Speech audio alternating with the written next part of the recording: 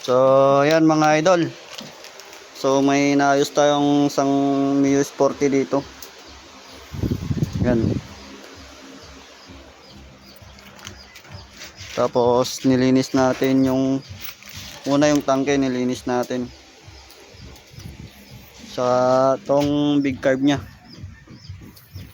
Ang nakalagay dito is ginawa nilang plug and play.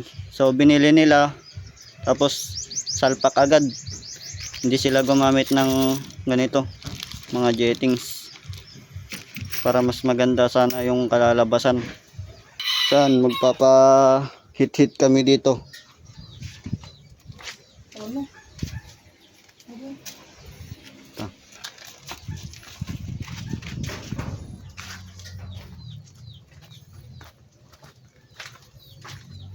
Ay, parang sinila shit.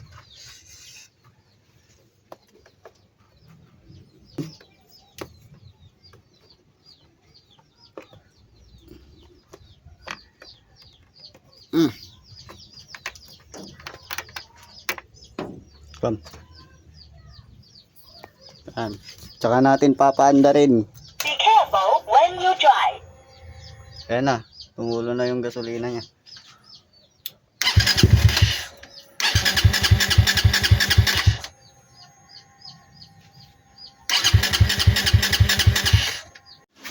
So ayan mga idol, nilalabas na yung Mio na may karga. So titest drive namin kung okay ba yung ginawa namin doon sa big carb. Pinalitan natin ng jettings.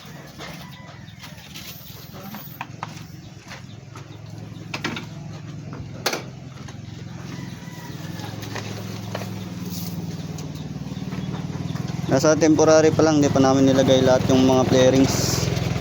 Tetesyaran pa namin kung okay yung kinabit namin. Ayan, so ayan mga boss. Papaanda rin na. Nagkaroon ko